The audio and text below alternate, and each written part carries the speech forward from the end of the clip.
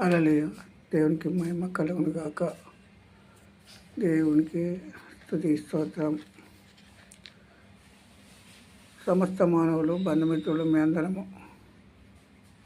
మనందరము దేవుణ్ణి సృష్టించిన సృష్టికర్తనే పొగడాలి ప్రతిదినము, ప్రతి క్షణము. ఎందుకంటే సృష్టించిన సృష్టికర్త లేకుండా ఏ మానవుడి భూమి మీద పుట్టలేదు. ఆయనే యెహోవా. మత్తయి సువార్త 3వ అధ్యాయము,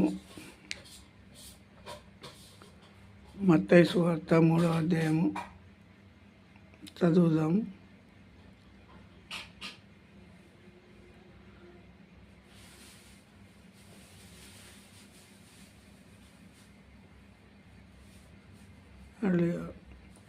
ప్రభు మార్గము సిద్ధపరచుడి, ఆయన త్రోవలు సరళము చేయుడని అరణ్యములో ఒక కేక వేయు ఒకని శబ్దము అని ప్రవక్త అయిన యెషయా ద్వారా చెప్పబడిన వాడితడే.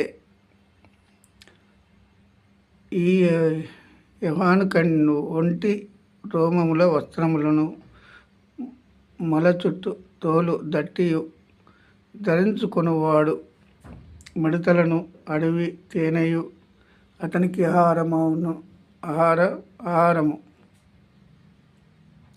ఆ సమయమున యెరూషలేము వారును యూదయ వారందరును యొర్దాను నది ప్రాంతముల వారందరును అతని యొద్దకు వచ్చి, ఎవరి యొద్దకు వచ్చిండ్రు? యోహాను యొద్దకు, బాప్తిసం ఇచ్చి యోహాను యొద్దకు వచ్చి ఆ ప్రాంతముల వారందరూ అతని యొద్దకు వచ్చి తమ పాపములు ఒప్పుకొనుచు యొర్దాను నదిలో అతని చేత బాప్తిసము పొందుచుండిరి. ఎవరి చేత బాప్తిసం పొందుతాండు? బాప్తిసం ఇచ్చే యోహాను చేత బాప్తిసం పొందుతాండు. పాపములు ఒప్పుకొని విడిచిపెడతాండు.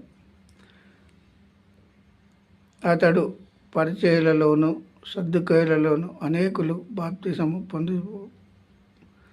పొందవచ్చుట చూసి, సర్ప సంతానమా, రాబో ఉగ్రతను తప్పించుకొనుటకు మీకు బుద్ధి చెప్పిన వాడెవడును?